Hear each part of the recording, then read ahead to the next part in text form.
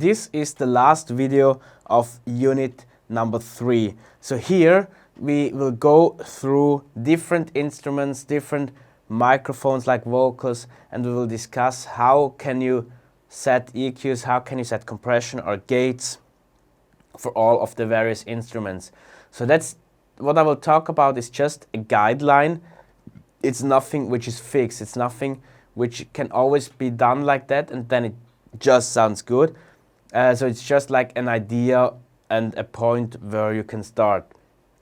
Maybe you remember out of the equalizer video, I told you that you have to distribute the instruments over the frequency spectrum. So there is one important thing to consider or to pay attention to here. So I have this graph here again, and we said that we want to have the bass guitar approximately in the lower frequency range somewhere, that we want to have the keys like in this frequency range, and so on. So the important thing here to consider is that you also always have to look at what instruments is there available in the band. So if there is less instrument available, you don't have to do as much frequency compensation for other instruments as if there is a big band. So if there is, let's say, just an acoustic guitar and someone singing, you basically don't have to do a lot of EQing at all, because you basically want everything to be hearable from that acoustic guitar because it's the only instrument. However, if you do have like 10 instruments in your band, you want to do much more EQing, much more gain reduction on certain frequency ranges to compensate for other instruments, such that you get a cleaner sound. So the more instruments you have in your band, the harder it gets to mix them properly. So this is why this guideline has to be taken with caution, because it's really just a guideline, just an idea how you can do it, how you can start, and what you can think about, like what frequency ranges you should think about for certain instruments.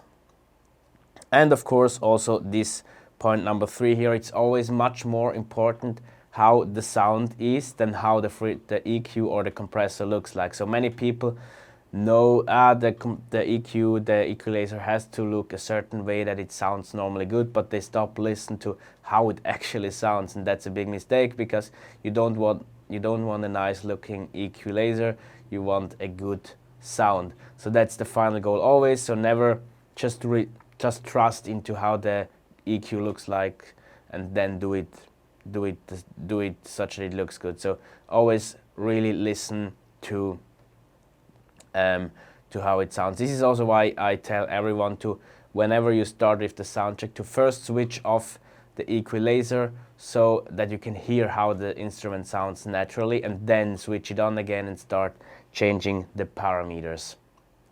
So we'll now go through the different instruments. We start with the drums, and already here for the drum there is as many ways to EQ and compress it as there is sound engineering people. So basically everyone does it a little bit different. That's an additional thing. It's always up to taste also. So in small venues it's also often not even necessary to EQ or to amplify the drums at all. Sometimes it's enough to amplify also just parts of the drum. So that means like if the venue is really small, the cymbals, let's say, are already very loud, so probably you want to just pick up kick and snare to amplify these a little bit. Sometimes you don't have to amplify the drum at all because the venue is just too small. So just try different things and find out what works best for you. So let's start with the bass or kick drum.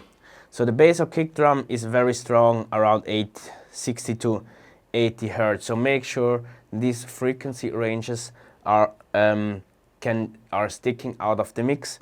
This is really the very low bass drum sound you want to have. If you lower ranges in between 250 and 350 Hertz, you can get rid of like a wooden-like sound. So normally I pull down this range a little bit Also make sure the click can be heard. So also this is always different from music, like from genre to genre. So in rock we do have a different kick sound. We want more click, we want more attack of the kick. In other types of sounds we want less of this attack sound. You can probably try to remember that at around 2 to 4 kilohertz the attack is very strong, so you can think about either pushing or turning down the volume at that frequency range. So normally I use 2 microphones to pick up the kick. I take a kick in microphone to capture more of the attack and the click, and I use a kick out microphone to use more like the lower end. So I do basically this push on the kick out, and I do basically this push on the kick in. Also, one more thing about the bass drum.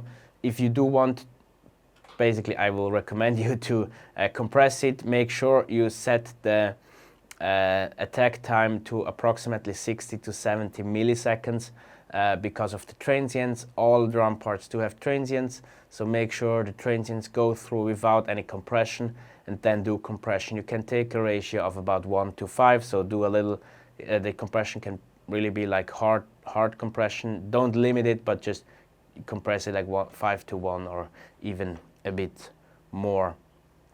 And for the release time, try to figure out what type of music it is. Try to figure out how long the times between the kick hits are, and set it accordingly.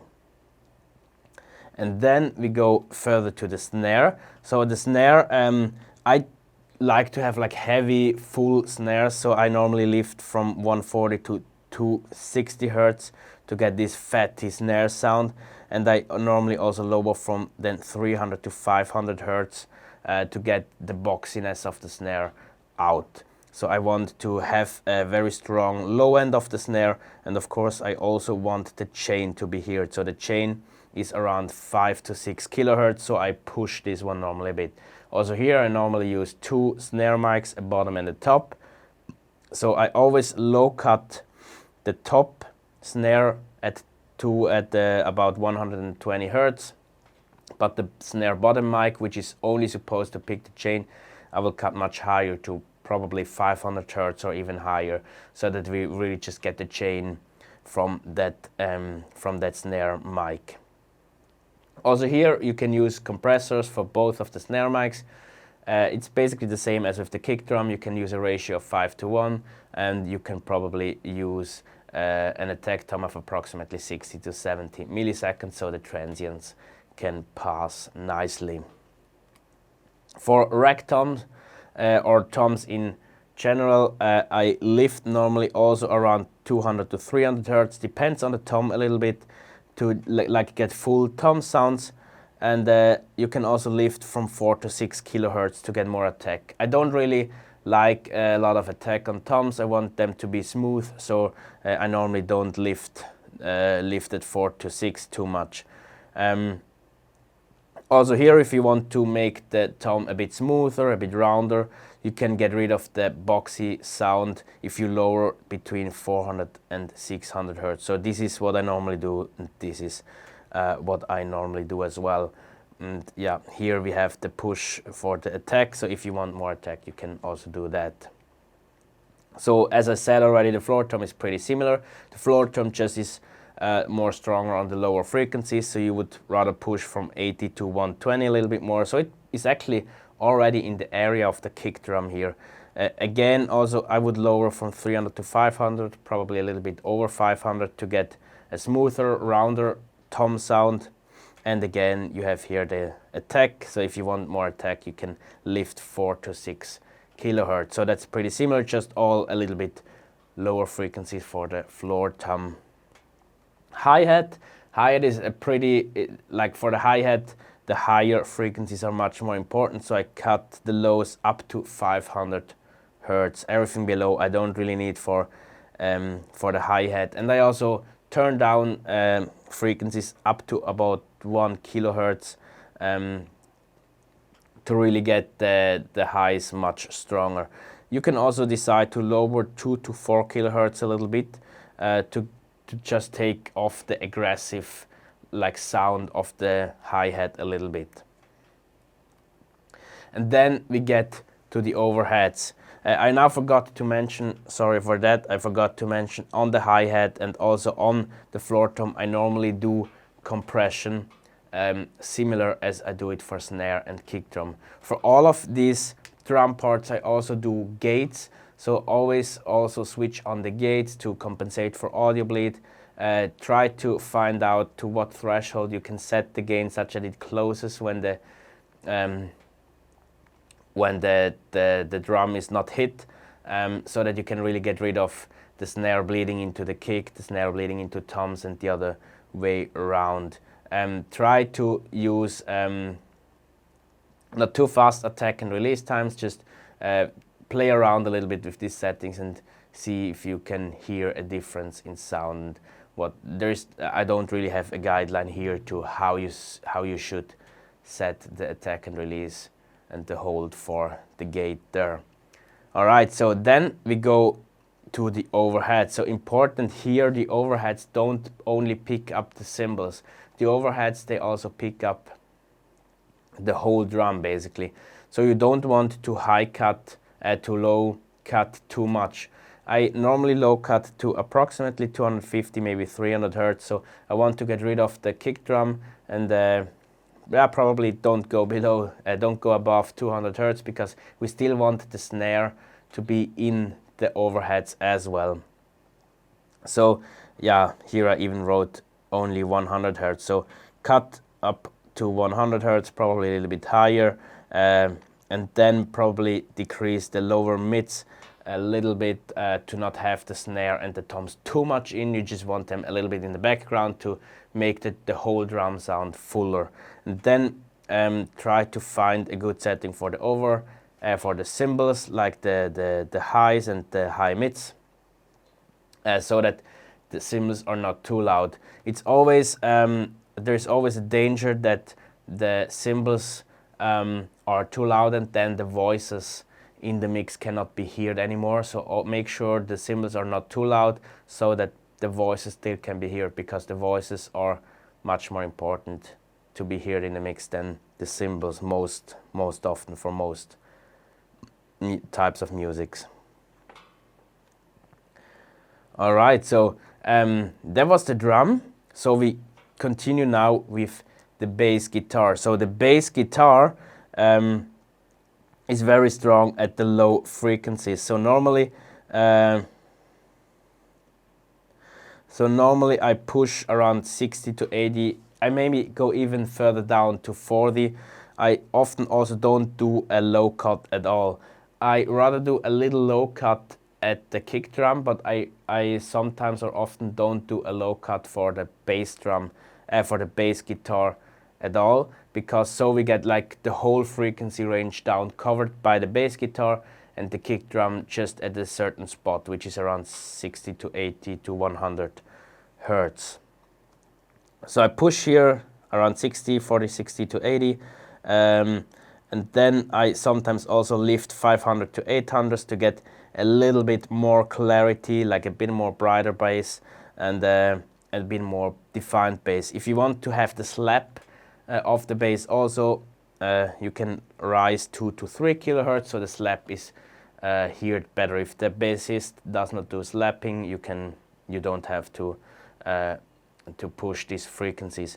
One important thing which is mentioned here is don't lower higher frequency. I saw audio guys, sound guys who just high cut like over 500 hertz or whatever and just kept the very low frequency. So please never do that, because there is harmonics also in the bass. The harmonics are always above 1 kilohertz, so it's really important to keep these harmonics in and to not take it out of the mix. So what you see here was probably like a feedback frequency or a frequency which was just too strong in the room, so I decided to take it out. It actually happened very often to me that around 120 hertz the bass sound is just too strong, so I often removed it a little bit at that point. Next one is electric guitar. So here important, never amplify directly, always use an electric guitar amp and the mic in front of it, probably an SM58 from sure. So if the mic points to the middle of the membrane of the amplifier, you get a very bright and shrill sound, and if the mic points to the side of the membrane of the amplifier, the sound is very soft and undefined. So you want to first find a good position. I also talked about this in the miking video. We want to find the best position for the mic first before you do any EQing. So when it comes to EQing, I always do low cut to 100 Hz because these areas belong to bass drum and kick drum. I also do lower from 200 to 300 Hz normally. I wrote here like make it fuller if you lift 200 to 300, that's true. But normally I do have big bands with 8+ instruments, and then I do want to, I normally do lower 200 to 300. I actually lower also 400 to 700 Hz. I want to basically the electric guitar stick out of the mix more at around 1 kHz up to 10 and 20 kHz. So I try to make the electric guitar a little bit shrill, a little bit thinner, and a little bit more clear like this. However, if there is not many instruments in the band, definitely push 200 to 300 to get a fuller electric guitar sound. But also here that's always up to taste a lot. Next one is the acoustic guitar. How can you do the acoustic guitar? So if no pickup in the acoustic guitar itself, use a dynamic microphone to pick it. Probably you can also here use SM57. So what I normally do is I also low cut it up to 100 Hz, and then I also lower a little bit for 80 to 120 Hz. Also here, if you do have other instruments, if you don't have other instruments in the band, don't do this, then you can use the full range of the acoustic guitar. But if there is many other instruments, especially a whole drum set, consider lowering from 80 to 120 Hz, like the lower strings, and also either lower or increase 200 to 300 Hz to change how full the acoustic guitar sounds. One important thing here is from 2 to 6 kHz.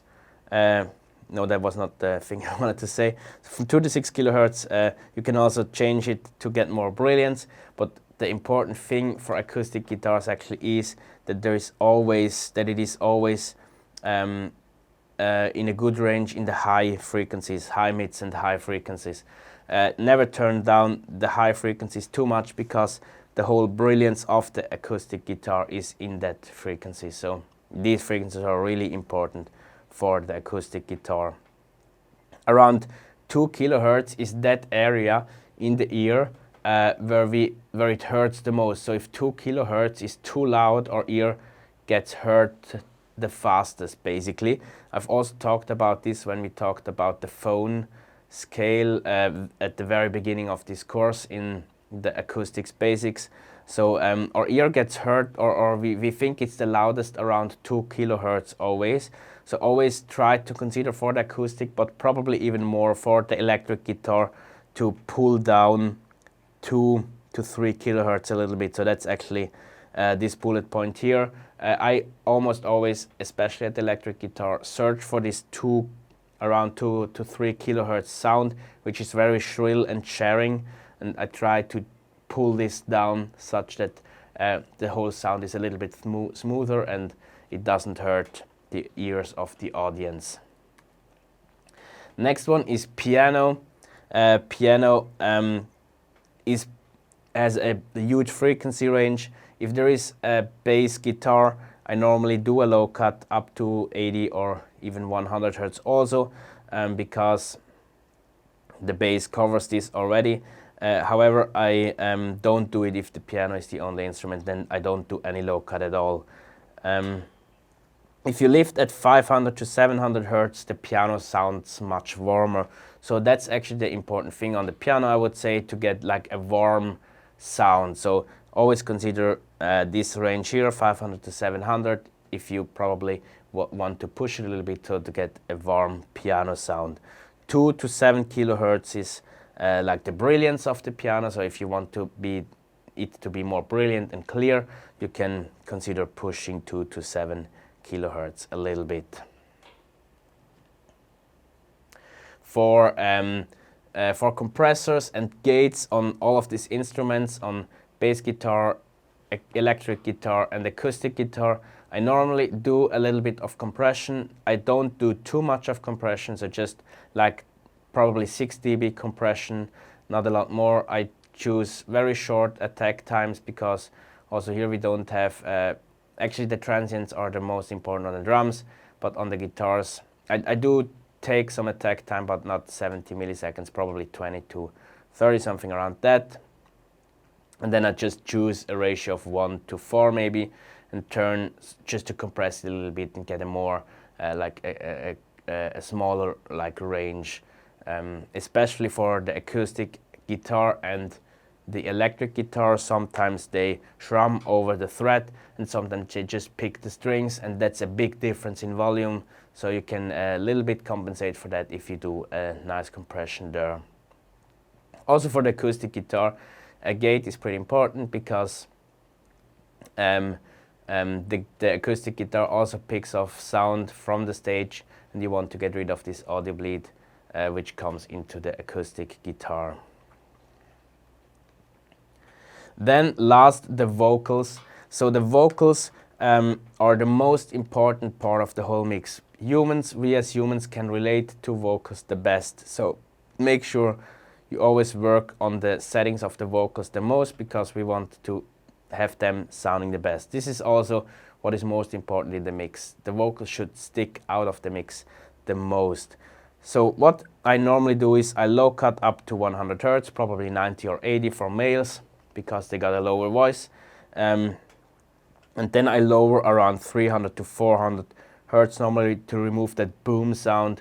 Also if they make like p sounds, I try to get rid of them a little bit by lowering around 2 or 3 to 400 Hz, and it also gives me like a bit more clarity to when I remove these muddy low voice sounds.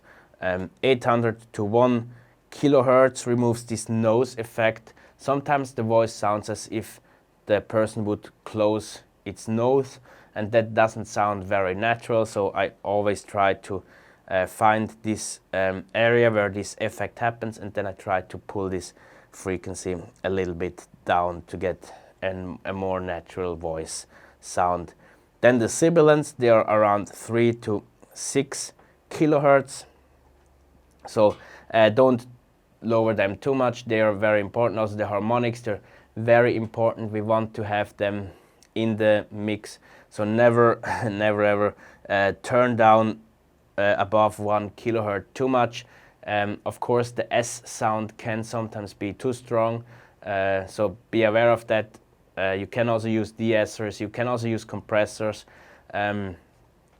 to compress these S sounds.